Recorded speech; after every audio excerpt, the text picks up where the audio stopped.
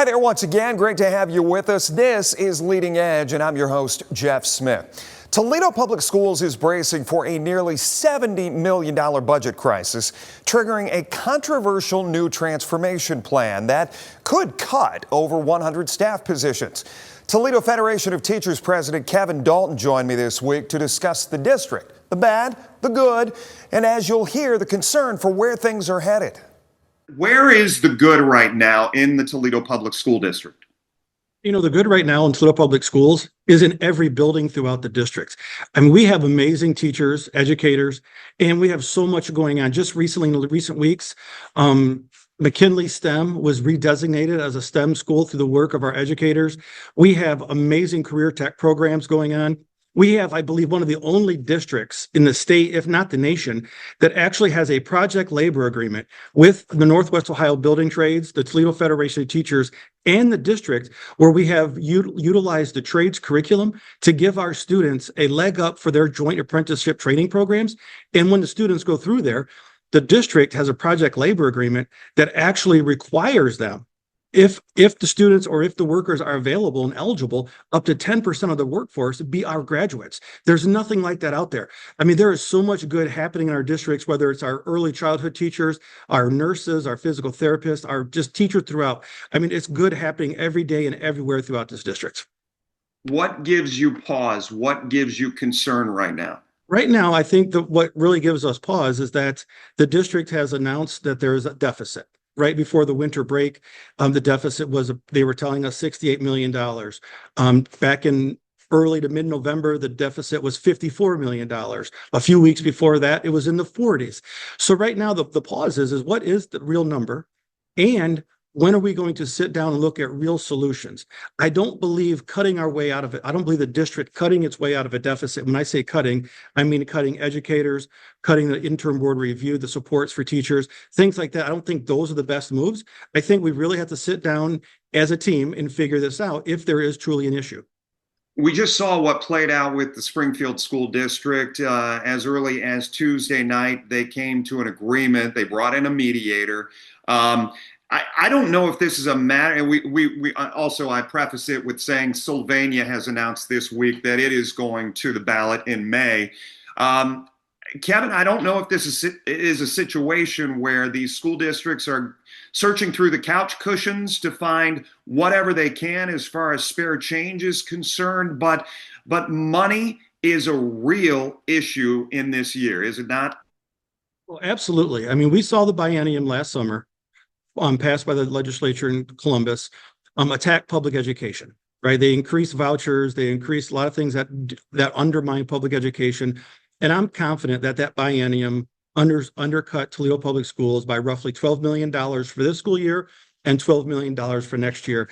And I believe that they're looking at other ways to undermine the funding for public education. So I have no doubt that public education is under attack in that area. So what I want to make sure is that if, for example, I talked about Sylvania potentially going to the voters for a levy.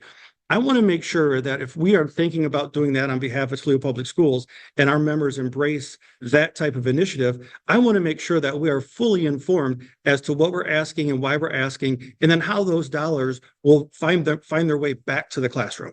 So with that being said, we talk about the state cuts. However, you still have questions in your mind as far as the budget is concerned with Toledo Public Schools.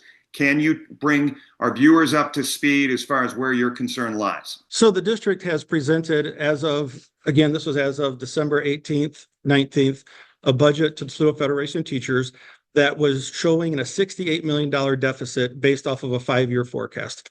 Now, again, that's a 5-year forecast, meaning there's assumptions built in there that may or may not happen. There are things built into that they're in control of. One of those is the enrollment. Currently, they're predicting on losing 300 kids each year for the next 5 years at 1,500 kids. Unfortunately, for myself and others within our union, other stats are not showing that we're losing kids. It's actually showing that we're up enrollment. I believe it was just maybe 3 or 4 weeks ago, even the Blade wrote an editorial saying that the district was up in enrollment. So that's just one area that we're trying to reconcile how they're coming up with these numbers. What do you believe in your mind? What do you believe? Do you think enrollment's up? Do you think it's down? Honestly, I believe that I don't believe it's down.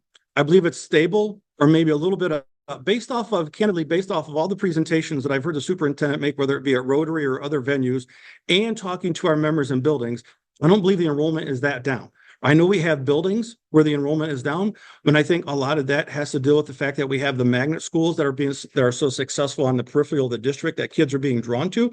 But that doesn't mean the enrollment is down district wide. So again, that's one of the numbers that I definitely, and our members definitely want to, reconcile and figure out how that looks and how we move forward with that. Then how do you explain, Kevin, the Scott Park campus scenario where you're building new facilities based on these, I guess, all of these requests to be a part of this new program, this new era, and all of a sudden that gets thrown by the wayside because we're told that there are, differing costs versus. Mm-hmm. But we've been told, outside, we've heard reports that it's just they're not getting the interest they thought they were going to get. The Scott Park campus was, a concept talked about years ago. I mean, there was conversations, honestly, between myself and the superintendent about how can we consolidate some of our schools, whether it be career tech and things like that. That way we can centralize it and get more students engaged. And that's how the conversation really started. And then they've added on the teacher school or educator academy. I'm not sure exact full name of it. It's changed a couple times. And I think they want to take over the leadership school there. But my understanding is they don't have the students that they thought they would have up for the next year. Now, I believe they have said that the pause for Scott Park campus was not the construction side. They're going to continue with the construction side, which they should, because they made those commitments and they need to follow through with those. But as far as enrollment and stuff like that, we are not part of that, and we have not been engaged with the recruitment of those students. But it's my understanding they do not have the interest or the students that they thought they would. And I don't know if it's maybe the people doing the recruiting or there's just not the interest. But again, that's one of those things that needs to be reviewed and an honest look needs to be taken at it, because honestly, we've got great buildings with great programs already occurring.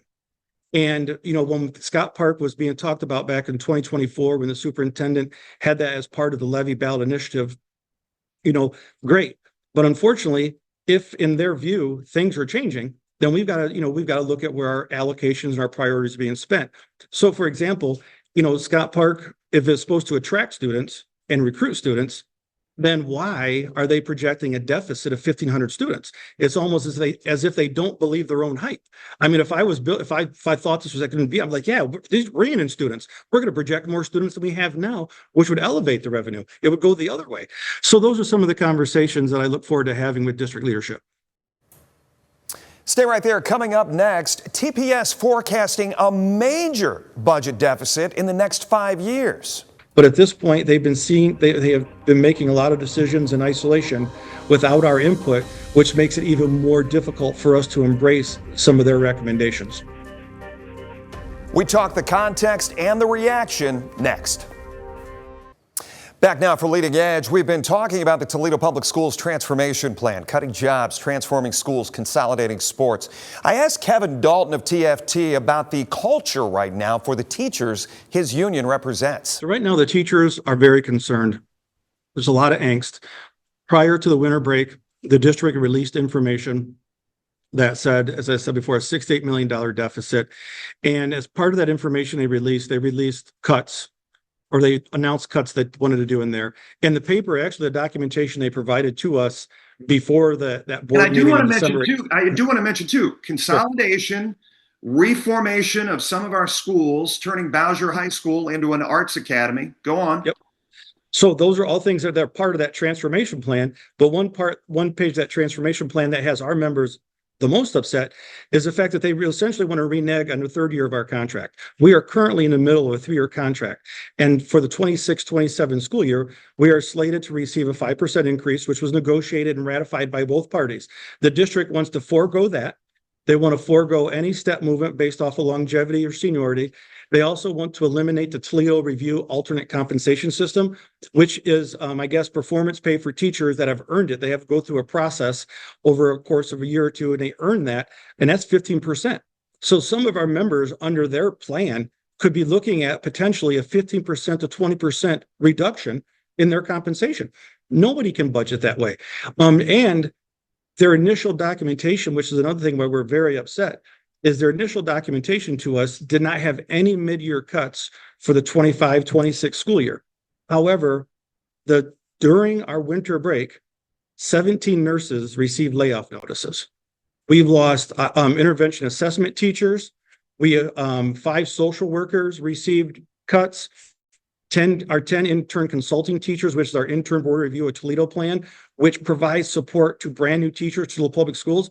So roughly 90 to 95 teachers are now without support for the remainder of the school year. So a lot of those things have our members very upset with a lot of anxiety. In fact, I don't know if you saw it or not, but the board meeting they held on December 18th, we probably had over 1,500 people there. We packed the room. The lobby was packed. We had 150 more standing out in the rain because they want their voices heard. And if the board's going to be making these decisions with the support and urgency of Superintendent Durant and Jim Gant, then those votes need to be taken while looking at the employees they impact. TPS had a budget meeting recently projecting a $140 million deficit by the year 2030. I asked TPS for context. I'm still waiting for that. So I posed it to Dalton and asked how TPS can operate under that red of a number. It's a great question. And, when that meeting occurred, I believe last Thursday or maybe Friday morning, and one of my members pointed it out to me, and I went to the board docs and looked at it. That's the first time I've seen that number. Leading up to that time, I was under the understanding that we had a $68 million deficit projected out to FY30, brought back to this time to try to resolve it. The 142, I can't speak to it, but I don't know how a district can continue to operate with that kind of deficit. However, I really believe that if they look internally and they have to focus on building level supports for the district. If someone may look and see that we have roughly half the students that we have had maybe 20 years ago or so, or maybe 25 years ago, well, we might have double the number of central administration. And that may be a result of compliance and different things like that. But at some point, when they talk about righting the ship or right sizing the district, I think they got to stop focusing on the classrooms and start looking elsewhere.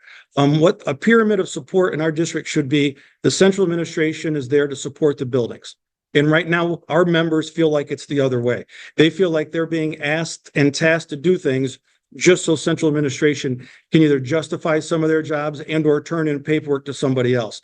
Our members, building level educators, even the building principals, even though I don't represent them, they want to be able to focus on the success of students in the building and not have a bunch of extra things thrown at them just so other people can have a document completed. If I were to ask you today, and this is not to be, alarmist or anything, but we go down the road 5 years and I go back to that $140 million deficit number, does TPS exist? TPS has to exist. I mean, we've been here for 90 years or 150 years. I don't know what anniversary we just celebrated, maybe last year or this past school year. But Toledo Public Schools has and will continue to be the fabric and foundation of Toledo. We produce so many good citizens, and I know we will continue to do that. I believe that there's a lot of things that have to be discussed and figured out. The $142 million deficit that they're posting FY30 is based on a lot of assumptions. And I would like to think that we can take those assumptions and turn them into opportunities to move the district forward in a manner which is sustainable. I've got no doubt the state legislature is taking some pretty big swings on public education as far as reducing the funding or not fulfilling their requirement for the fair funding formula. They lopped off the last 2 years for it. But if that's what they're going to do, I think we got to look internal. I think there's some things that we could be doing differently. We could be using our own social workers and providing our own mental health care versus outsourcing it to some other groups that are, essentially billing Medicaid. We could be billing Medicaid the same way. We could be providing the services the same way. In fact, I believe our connections to the students and families would be even stronger because we're with the kids in and out of the classroom every day versus being a worker that's just showing up a few hours a day. You can read all about the transformation plan on our website, WTOL.com. One thing that really bothers Kevin is all the talk about making the school week shorter. Listen. But looking at their current plan, which included no input from us before they rolled it out. So, for example, the 4-day work week. What happens, because we have a lot of members who live within the city of Toledo, and their students attend Toledo, their students. So what happens on that 5th day? So parents have reached out to us and said, hey, what do we do with our kids? I mean, it's a very valid question. The elimination of athletic supplementals, a very valid question. I know we went through that years ago. Well, And let we me watched. stop you there. Let me stop you there because I know we had a chance to talk to Dr. Durant and pose that to him, and he said, "Well, that fifth day would be kind of an elective learning day." And I can tell you this, from being a father of three with a wife who worked as well, not going to work on that fifth day was an elective, right? I don't want to say that our schools are daycare, but let's face it, our parents rely on our schools for their students to have some place to go to that's safe, trusting, and learning. I mean, we've seen it when there's snow days. We hear about it during those different things like that. Having a 4-day work week for the students, a 4-day learning week for the students, I think that's a huge adjustment that would require a lot of explanation, a lot of communication, and a lot of hearing from the community if this is really what they want. We appreciate Kevin spending some time with us. Coming up next, holiday festivities, bowl games, and booze. How's your dry January going, and why is it a thing to begin with? We talk about it next. Welcome back. We're in the home stretch for dry January. Here's my conversation with the CEO of the International Alliance for Responsible Drinking. So it's interesting, isn't it? It's become something of an annual tradition. I think it may have even started on my side of the pond in the UK and has now come over to the United States. But look, I think it's part of, you know, that New Year resolution thing where people look at the year and, you know, assess their habits in life. And one of those things is people's relationship with alcohol. And dry January, you know, if it helps people pause and reflect about their relationship with alcohol, that can be a good thing. But here's the thing about the science. What the long-term research shows is that actually drinking in moderation throughout the whole year is better than any 1-month fix and is likely to be more sustainable over the long term and to help people, you know, kick those bad habits of binge and bust. We've heard so many things over the years as far as the benefits of wine, right? And probably anything else on the spectrum is, I guess you've got to do some internet searching to find the benefits, and the negatives are easy to find. So how do people parse that in their mind with making sense of it all? I mean, you're absolutely right. It can be very confusing. There can be a study on this or a study on that, and it will grab the headlines. But, you know, the underlying evidence and research has been remarkably consistent for many years, indeed decades. And what that shows is something really quite interesting, which is that, you know, no matter what your, you know, drink of choice may be, if you drink in moderation, people on average live at least as long as people who don't drink at all. So I suppose overall the science is on the side of moderation. Let me ask you this, and I'll put it very bluntly. Should people be scared to death? I mean, when dry January comes around, I mean, should it scare the hell out of them thinking, okay, I really need to think about, because even the Surgeon General here in the US talking about putting warning labels on bottles of alcohol. So look, I think, you know, when, you know, dry January comes along, it's, you know, it's a great thing to reflect on these things and to pause and think about it. But, you know, the point, and I think this is what's really important, is that the underlying message is that drinking in moderation, those long-term drinking patterns will matter more and will help you more than any short-term change. And I think that's the message to take away from the science. And the thing to take away really from all of the confusing noise about all of this, it's if you drink moderately throughout the week and throughout the year, that is a really good approach to managing alcohol in your life.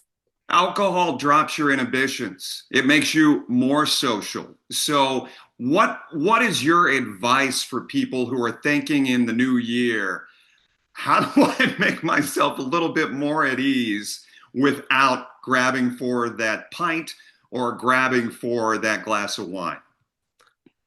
So look, it's you know, there's a real tension there, isn't there? I mean, alcohol, going out for a drink is associated with social connection. It is part of celebration, and it is actually what helps, you know, bring people together and combat, you know, isolation and loneliness. We all know that's a problem. It's a growing problem. But people are also, you know, understandably thinking, okay, how do I manage this? There's messaging about, you know, reducing. There's dry January.